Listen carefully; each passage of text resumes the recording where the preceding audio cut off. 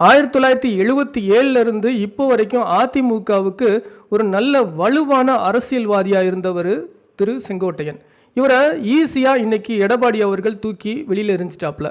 But இந்த விஷயம் செங்கோட்டையனுக்கு மிக வருத்தத்தை தரும் அப்படின்னு நீங்கள் நினைக்கிறீங்க, அப்படி தானே? பட் செங்கோட்டையனுக்கு இது ஒரு சக்ஸஸ். நேற்று ப்ரெஸ் மீட்டில் செங்கோட்டையன் பேசும்போதே அவருக்கு நல்லா தெரியும் எடப்பாடி அவர்கள் நம்மளை கட்சியை விட்டு விலக்கிடுவார் அப்படின்னு.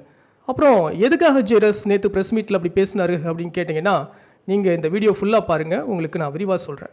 திரு செங்கோட்டையன் அப்படி என்ன ப்ரெஸ் மீட்டில் தவறாக பேசிட்டார்?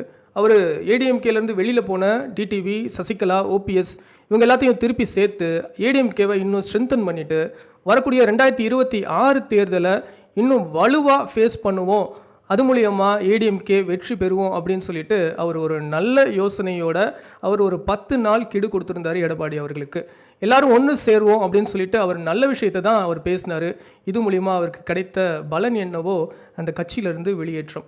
பட் இந்த விஷயத்து மூலியமாக செங்கோட்டையனுக்கு கிடைச்சது என்ன அப்படின்னு பார்த்தோம்னா, நல்ல பெயர், கட்சிக்குள்ள நல்ல பெயர். இவர் அதிமுகவுக்கு நல்லது தான் செய்ய முயற்சி பண்ணியிருக்காரு. பட் எடப்பாடி அவர்களுடைய ப்ரெஸ்டீஜ் இஷ்யூனால் இவர் இன்னைக்கு வெளியேற்றப்பட்டிருக்காரு அப்படின்னு சொல்லிட்டு அதிமுகவை சேர்ந்த தொண்டர்களே இவரை பெருமையாக நினைப்பாங்க.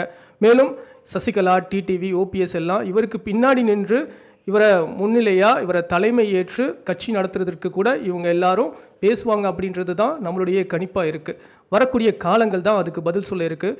இன்னொரு பதிவில் உங்கள் எல்லாத்தையும் சந்திக்கிறேன். Until then, bye from your ஜேரஸ்.